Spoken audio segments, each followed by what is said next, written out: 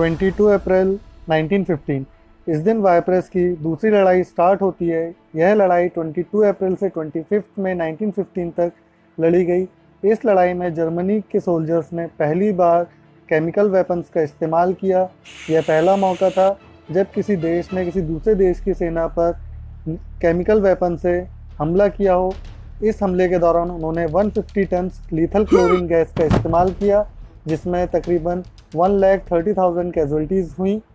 25 अप्रैल 1915 को British empire ने अपनी दो डिवीजन्स को, जिसमें ऑस्ट्रियन डिवीज़न और न्यूजीलैंड एंड ऑस्ट्रियन डिवीज़न शामिल थे, इनको पेनिनसुला गैलीपोली में लैंड कराना स्टार्ट किया, जिसका मेन मकसद था गैलीपोली पेनिनसुला पर कब्जा रखना, जिससे जर्मनी के मित्र देश ऑटोमन एम्पायर को इस लड़ाई से दूर कर दिया जाए।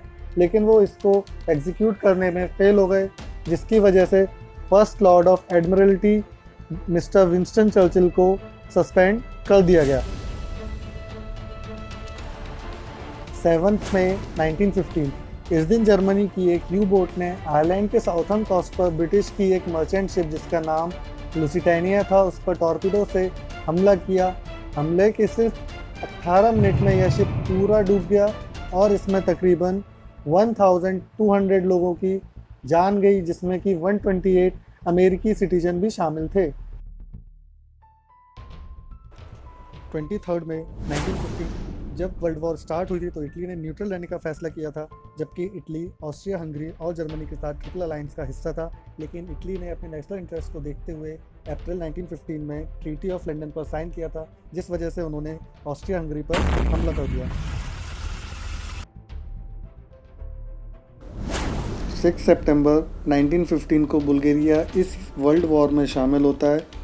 Bulgaria, Ottoman empire, Germany, Austria Hungary, इन सबको मिलाकर सेंट्रल पावर्स भी कहा जाता है।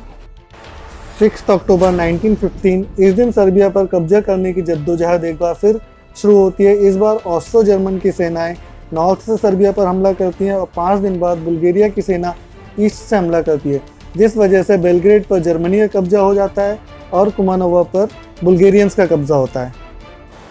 19 दिसंबर 1915 ब्रिटिश एम्पायर और उसके मित्र देश गैलीपोली पेनिनसुला को खाली करना शुरू करते हैं, जिसमें ब्रिटिश नेवी 83,000 लोगों को वहां से सुरक्षित निकाल लेती है और तुर्क उन्हें बिना किसी गोलीबारी के जाने देते हैं। 21 फरवरी 1916 इस दिन बैटल ऑफ वर्दन स्टार्ट होती है, जिसमें जर्मनी और फ्रांस की सेनाएं आपस में टकराती हैं।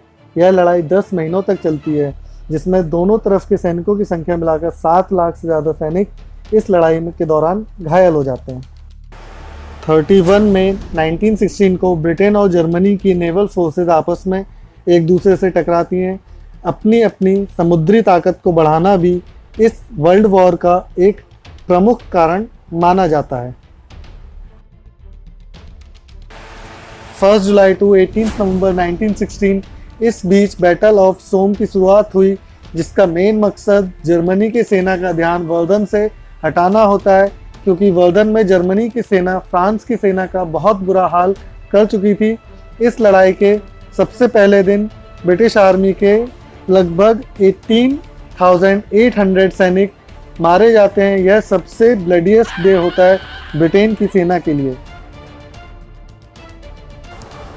27 अगस्त 1916 को रोमानिया भी इस युद्ध में शामिल हो जाता है और वो सेंट्रल पावर्स, जिसमें Ottoman empire, Germany, Austria Hungary, Bulgaria शामिल थे, उन पर हमला करता है।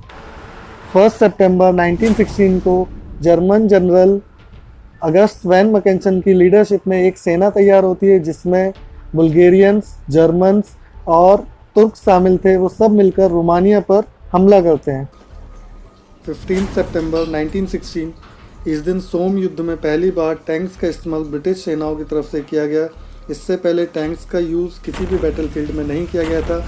इस टैंक में 2 तरफ कैनन गन्स थी और 4 मशीन गन्स थी, जिसको 8 लोगों का क्रू हैंडल करता था। 18 नवंबर 1916 इस दिन सोम की लड़ाई खत्म हुई, जिसमें ब्रिटिश और फ्रांस की सेनाओं ने अपने ऑफेंसिव अटैक को रोक दिया, जिसमें कुल मिलाकर 6 लाख कैजुअल्टीज़ दोनों तरफ से इन 5 महीनों में होती हैं। घायलों में कॉर्पोरल एडोल्फ हिटलर भी शामिल था। 20 नवंबर 1916 को ऑस्ट्रिया हंगरी के सम्राट फ्रांज जोसेफ की 86 की एज में मौत हो जाती है, जिसके बाद वहाँ के नए राजा आर्क ड्यूक चार्ल्स सम्राट बनते हैं और वो ऑस्ट्रिया हंगरी को यानी अपने एम्पायर को इस युद्ध से बाहर निकालना चाहते थे। 6 दिसंबर 1916 को रोमानिया की राजधानी बुकारेस्ट पर ऑस्ट्रो जर्मन सेनाएं हमला करती हैं, जिस वजह से बुकारेस्ट पर ऑस्ट्रो जर्मन का कब्ज़ा हो जाता है और वहाँ के एग्रीकल्चर और इंडस्ट्रियल रिसोर्सेज पर भी वहाँ की आर्मी कब्ज़ा कर लेती है। 19 जनवरी 1917 को जर्मनी के foreign secretary mister Alfred Zimmerman ने एक टेलीग्राम वाशिंगटन डीसी और मेक्सिको सिटी में स्थित उनकी जर्मन एम्बेसी को भेजा, जिसको बीच में ही ब्रिटिश की इंटेलिजेंस ने इंटरसेप्ट किया, उसको डिकोड किया। उस टेलीग्राम में जर्मनी और मेक्सिको के बीच यूनाइटेड स्टेट्स ऑफ अमेरिका के खिलाफ गठबंधन की योजना होती है। 15 मार्च 1917 इस समय रशिया की राजधानी सेंट पीटर्सबर्ग में दंगों की वजह से किसार निकोलस II को अपना तख्त त्यागना पड़ा और उसके बाद व्लादिमीर लेनिन और बोल्शेविक्स पावर में आते हैं। 2 अप्रैल 1917 को अमेरिका के president Woodrow Wilson US Congress के सामने एक स्पीच यह देते हुए कहते हैं कि the world must be made safe for democracy. उसके बाद वो यूएस कांग्रेस से जर्मनी के खिलाफ युद्ध का डिक्लेरेशन करने की मांग करते हैं। 6 अप्रैल 1917 को अमेरिका जर्मनी के खिलाफ युद्ध की घोषणा कर देता है। 2 जुलाई 1917 को ग्रीस सेंट्रल पावर्स, जिसमें Bulgaria, Austria, Germany, Ottoman empire आदि शामिल थे, इन सब के खिलाफ युद्ध की घोषणा करता है। 31 जुलाई टू 10 नवंबर 1917 इस दौरान वाइपर्स की तीसरी लड़ाई स्टार्ट होती है, जिसको बैटल ऑफ फैस्टेंडेल भी कहा जाता है। इसमें ब्रिटिश एम्पायर, फ्रांस और बेल्जियम की सेनाएं एक होकर जर्मन एम्पायर के खिलाफ युद्ध करती हैं। इस युद्ध में ब्रिटिश एम्पायर की तरफ से लगभग 2,75,000 और जर्मन एम्पायर की तरफ से लगभग 2,20,000 लोग मारे जाते हैं। 20 नवंबर 1917 तकरीबन 381 टैंक्स के साथ में ब्रिटिश की सेना ने अचानक कैम्ब्राई की तरफ से जर्मनी की सेना पर हमला कर दिया। इतने बड़े स्तर पर पहली बार किसी युद्ध में टैंक्स का इस्तेमाल हुआ था, जिस वजह से ब्रिटिश की सेना ने पहले अच्छे खासी बढ़त बना ली थी, लेकिन बाद में जर्मनी की सेना ने उनको अगले 10 दिनों के अंदर पीछे ढकेल दिया। 7 दिसंबर 1917 को रोमानिया ने सेंट्रल पावर्स के खिलाफ युद्ध को रोक दिया और शांति समझौते पर हस्ताक्षर कर दिए। 5 दिसंबर 1917 को सोवियत रशिया जर्मनी के साथ युद्ध को रोक देता है। 3 मार्च 1918 कई महीनों तक टालने के बाद सोवियत गवर्नमेंट ने सेंट्रल पावर्स के साथ में शांति समझौता किया। यह समझौता तब हुआ जब सोवियत गवर्नमेंट ने ट्रीटी ऑफ ब्रेस्ट लिटोव्स्क पर हस्ताक्षर किया, यूक्रेन और फिनलैंड पर अपना जहाज त्याग दिया। 28 में टू 29 में अमेरिकी सैनिकों ने कैंटनी गांव को जर्मनी से हथिया लिया और उस पर कब्जा कर लिया। अमेरिका की एंट्री से लेकर अब तक 6,50,000 सैनिक अमेरिका के फ्रांस पहुंच चुके थे, जिनमें रोज़ 10,000 सैनिकों का इजाफा हो रहा था। 9 जून 1918 जर्मनी ने एक और अपनी सेना को पेरिस की तरफ आगे बढ़ने का हुक्म दिया, जिसको एक तरफ से फ्रांस की सेना, दूसरी तरफ से अमेरिका ने काउंटर अटैक करके पीछे धकेल दिया। 1918 के दौरान एक इन्फ्लुएंजा फ्लू नाम की महामारी फैली थी, जिसको स्पेनिश फ्लू भी कहा जाता है। इस फ्लू के कारण 20 मिलियन लोगों ने अपनी जान गंवाई थी। 18 जुलाई 1918 इस दिन अमेरिका और फ्रांस के सैनिकों ने एक साथ मिलकर मार्न में जर्मनी की सेना पर हमला कर दिया, जिस वजह से जर्मनी को अपने सैनिकों को वापस बुलाना पड़ा। 20 अगस्त 1918 फ्रांस ने जर्मनी के 8,000 सैनिकों को बंधक बना लिया। 15 सितंबर 1918 अलाइज कंट्रीज़ ने साथ मिलकर बुल्गारियंस के कब्जे से सर्बिया को आज़ाद करवाया। 29 सितंबर 1918 को बुल्गारिया ने अलाइज कंट्रीज़ के साथ में युद्ध विराम दिया और शांति समझौते पर हस्ताक्षर किए।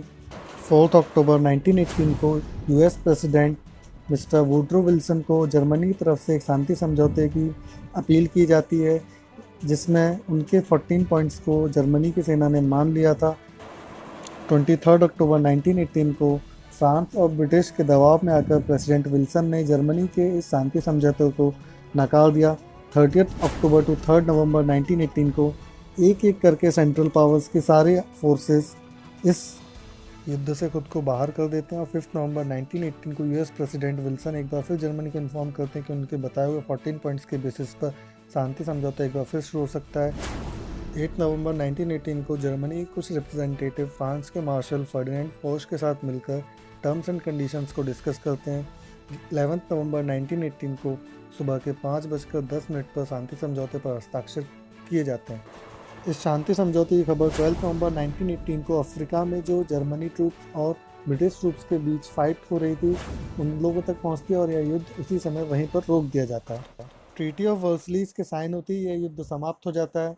इस युद्ध में तकरीबन 9 मिलियन टू 13 मिलियन लोग अपनी जान गंवा देते हैं। यूएस इस ट्रीटी को साइन करने से मना कर देता है क्योंकि वो लीग ऑफ नेशंस का हिस्सा नहीं बनना चाहता। वर्ल्ड वॉर 1 की वजह से अमेरिकी बाज़ारों में इकनॉमिक उछाल आता है और वो और ज़्यादा अमीर बन जाते हैं क्योंकि वॉर का सारा ब्लेम जर्मनी के ऊपर डाल दिया जाता है। तो जर्मनी इस वजह से एक बहुत ही इन्फ्लुएंशियल प्लेस पर होता है जिसको बाद में एक डिक्टेटर आके आगे ले जाने की कोशिश करता है जिसको हम सभी हिटलर के नाम से जानते हैं।